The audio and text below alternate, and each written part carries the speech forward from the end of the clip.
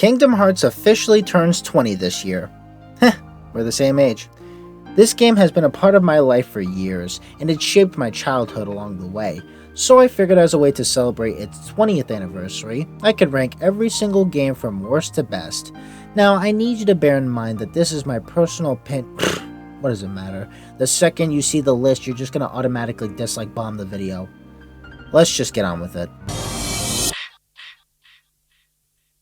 Okay, why does this game exist? No, really, why does this game exist? So the premise is Jiminy finds a message in his journal, so he takes it to King Mickey and they decide to analyze it in a computer. And I don't remember the rest.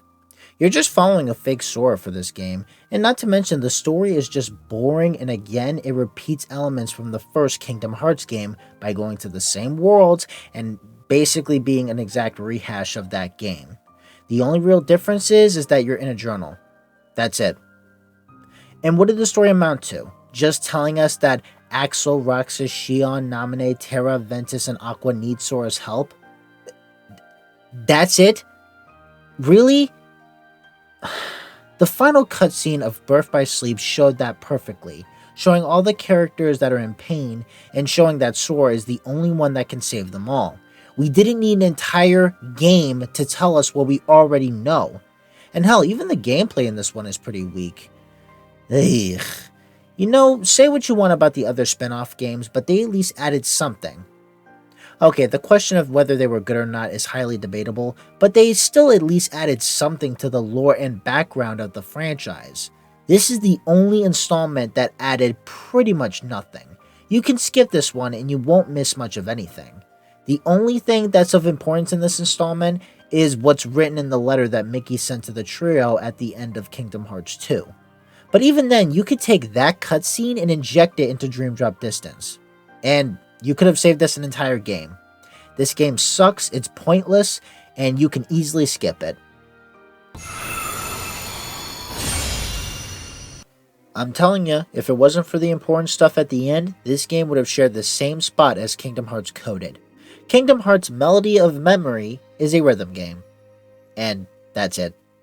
We don't see Kairi reflecting on the adventures that Sora, Roxas, and Aqua went through. Instead, she just tells us what happened in these games, even though longtime Kingdom Hearts fans already know what happened in those games.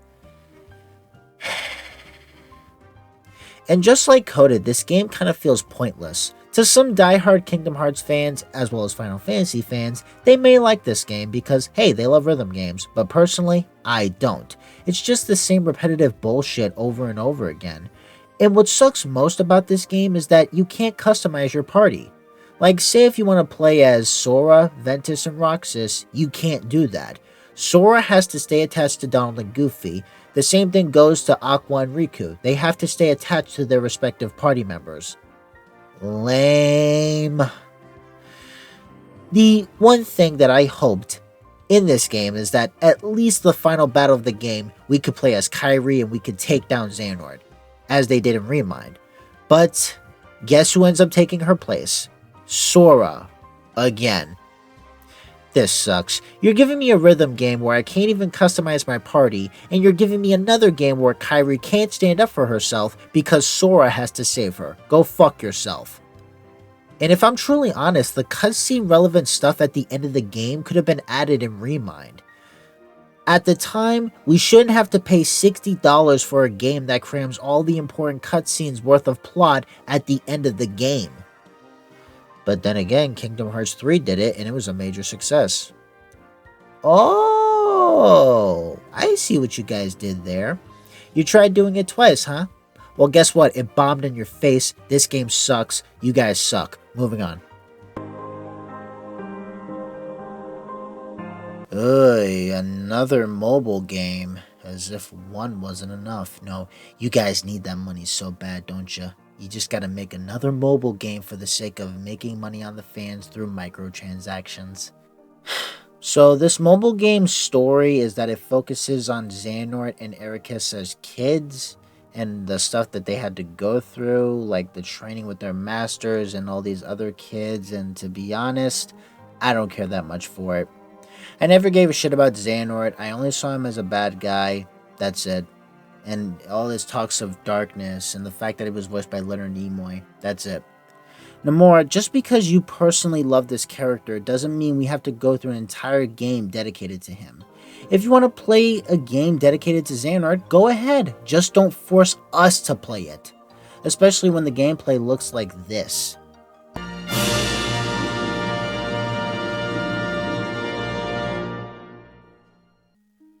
When I was little, I used to hate this game, particularly because instead of this being Kingdom Hearts 3 like I hoped it'd be, it was a game that wasn't Kingdom Hearts 3. It was Kingdom Hearts 3 D Dream Drop Distance. You guys pulled a fast one on me, didn't you? It's decent, I guess. I think the flow motion's pretty fun to toy around with. Some of the keyblades look cool, I guess. The Dream Eaters are pretty cute in a marketable kind of way. I feel like Riku goes through another good character arc, and more importantly, I liked the Fantasia world. That was pretty good. But it still doesn't change the fact that Sora was dumbed down in this one. The story becomes even more convoluted than it needs to be, especially with this whole time travel bullshit implemented into it. The fact that you need to play with your pets in order to get some decent abilities fucking blows, and most of the worlds were either mediocre or just plain out bad. And some of these worlds were pretty empty, like you couldn't even interact with anybody, like you did in previous games. So yeah, this game kind of blows. I know there are some people that will defend it, but personally, I don't care. This is my list, and this is how I feel. Moving on.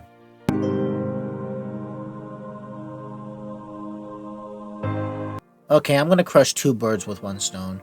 It has repetitive gameplay, but I think the story is pretty solid.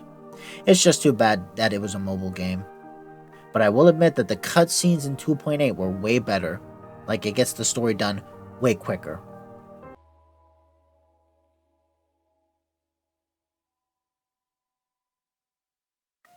I'm gonna get some people disagreeing with me, but personally, I think 358 over 2 days is a pretty solid game.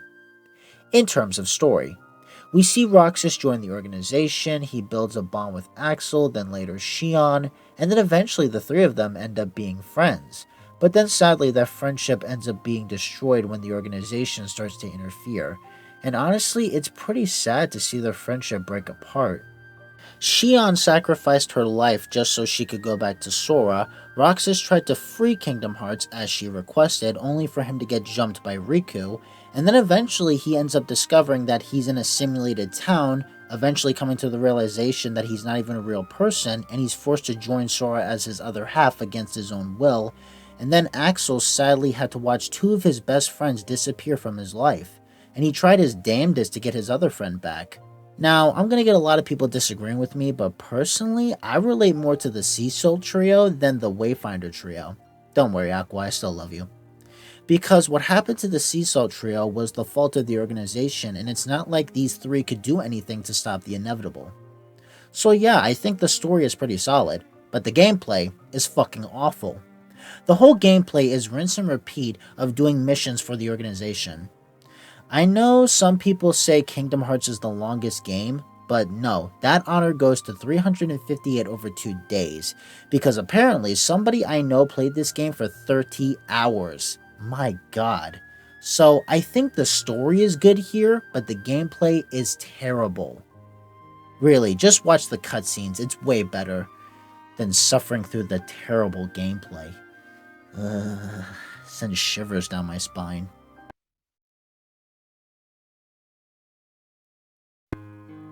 Well, I can tell people are going to disagree with me in the comments, but I don't care. I like Chain of Memories. Sure, the gameplay, it does take some getting used to, but I still think it's pretty solid and pretty satisfying. Not to mention it is pretty unique for the franchise. Granted, you are just going through the same world with the exception of Tarzan, but I think what makes this one pretty interesting to me is the story. As Sora, Donald, and Goofy travel through Castle Oblivion, they start to forget their memories, and that's because of a girl named Naminé, Kyrie's nobody. She has memory manipulation powers, and she starts to tinker with Sora's memories, but it's not of her own choice. You see, there's one side of the organization, Axel, Larxene, and Marluxia, that are using her so that they can turn Sora into their personal puppet, so that they can use him to overthrow Organization 13 in general. And there's a side plot of Riku also traveling through Castle Oblivion, but instead of losing his memories, he ends up going through his own personal character arc of dealing with the horrible shit he did in Kingdom Hearts 1, like dealing with Ansem and dealing with him constantly controlling his body. And there's also some organization members that are also keeping an eye on him. I say this game is pretty good in terms of story. The card-based system makes it different and unique, and I thoroughly enjoyed my playthrough of this game. So yeah, I think it's pretty solid. And not to mention, this will be the first game that would start the trend of us playing between Riku and Sora.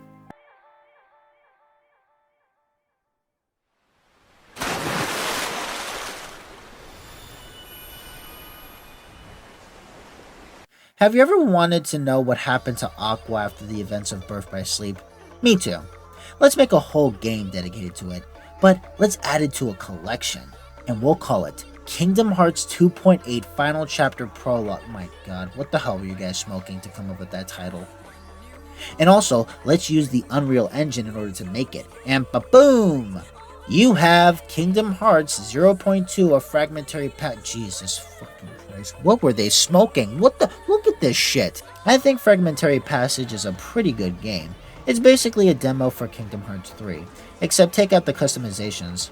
Like, I was always confused with that choice. Like, how come we couldn't customize Sora in Kingdom Hearts 3, but we got to customize Aqua in Fragmentary Passage?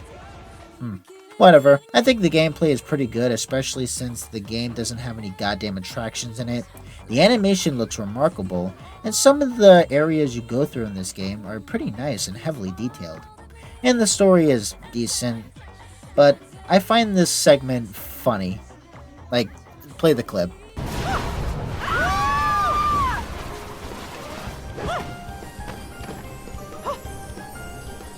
Like, they literally give us a reason as to why Mickey was shirtless at the end of Kingdom Hearts 1. That's hilarious. I kind of wish they brought over some elements from Birth by Sleep into this one. I wish like they brought some like, some different game mechanics we used in Birth by Sleep into this, but you can't have everything in one go, can you? Now let's get into the OG Birth by Sleep.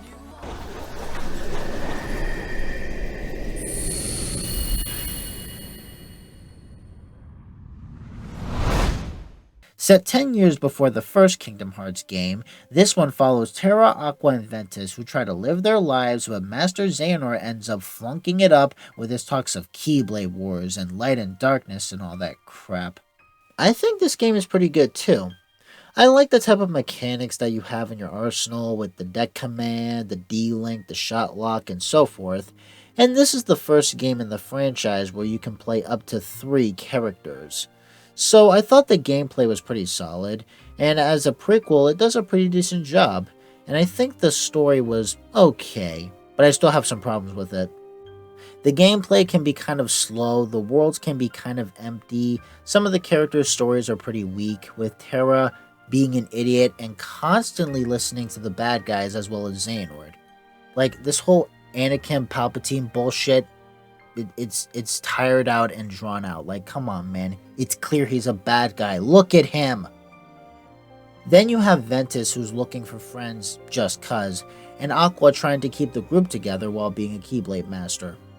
And call me crazy, the ending, while it is sad, it's primarily the group's fault why it ended up happening. Ventus didn't listen to his teacher and instead decided to disobey him. Terra acted like a dumb little bitch because he wasn't labeled Keyblade Master despite the fact that he couldn't keep his darkness in check, and he is easily manipulated by all the villains of the Disney worlds. And finally, Aqua, she kind of has no point in the story. Like, she always ends up in the aftermath of these Disney worlds. Like, come on, man. It's like they didn't really care that much for Aqua and they just shoved her in at last minute. But I will admit, the final battle was pretty good, and it kept me on my toes, and it does offer some explanations as a prequel should. For example, why does Sora get a Keyblade? So, I give it credit for that. So all around, it's a pretty solid game, even though it has some minor issues. Now, let's get into the main 3.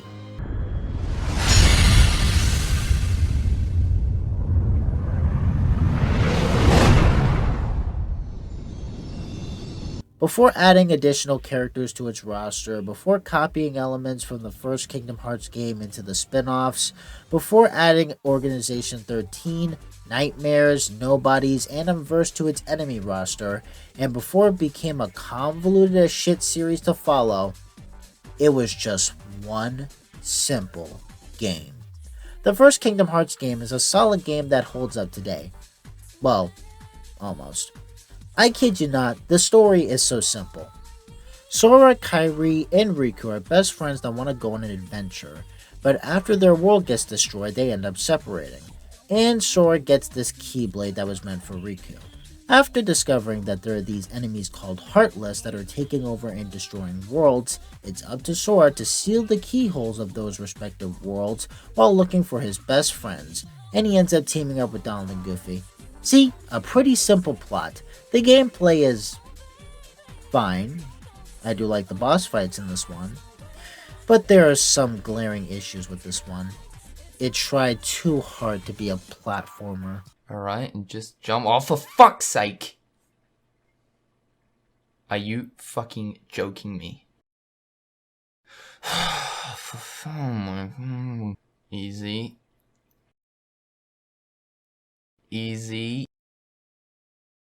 Easy. Oh, for fuck this game. Oh boy.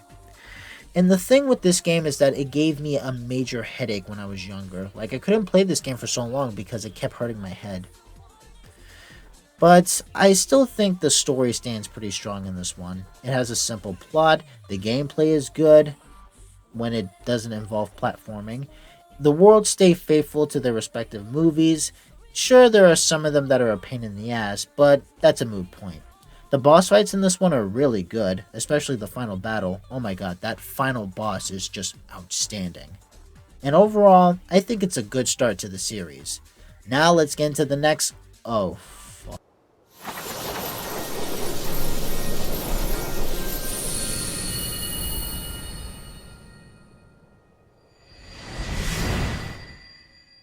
Yeah, I know a lot of people are going to rip my head off for this choice, but please let me explain.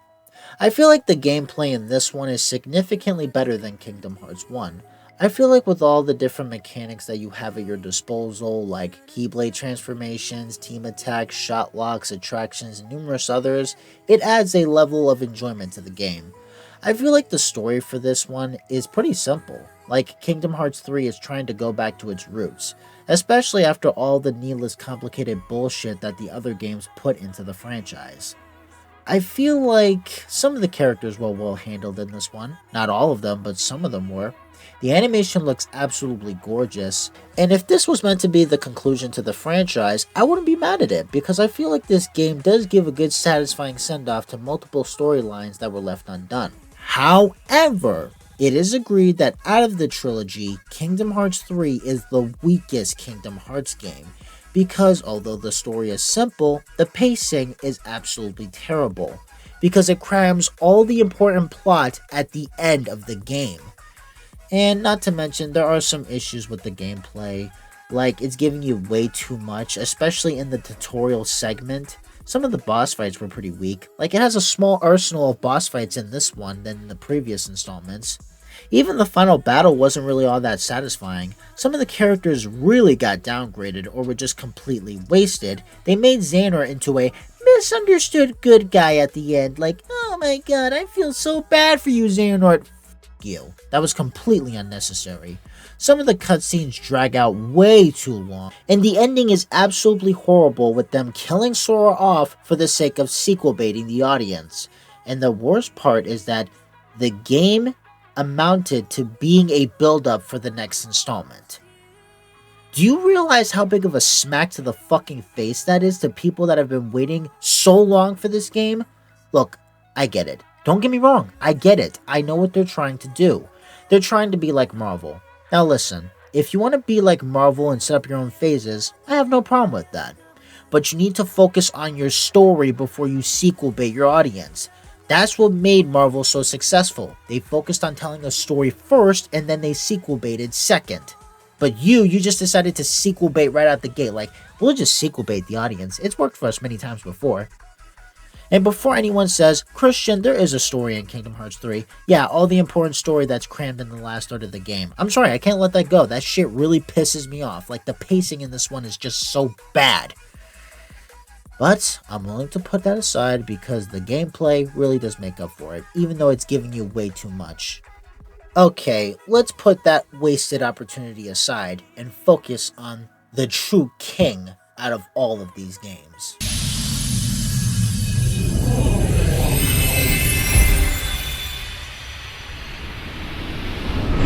Kingdom Hearts 2 is without a doubt the best game in the series. It takes everything that made the first game great and multiplies it by a dick ton.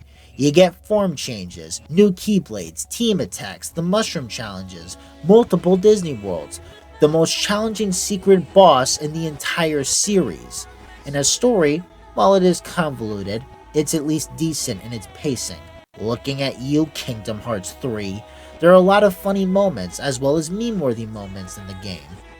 The final world is awesome and the final battle is outstanding. And not to mention, I feel like this is the true ending to the franchise. Okay, Riku's thumb is a little weird, but who cares about that? Honestly, if this was the true ending to the series, I would be okay with it. But sadly, Disney just kept on saying, "We've got to have money." And because of this, they made more sequels, spin-offs, and prequels. But you know what? Even with that aside, I still think this game is the best. It takes everything you know and love about the first one, and it just multiplies it. And therefore, we have what is, to date, the best Kingdom Hearts game out of all of them.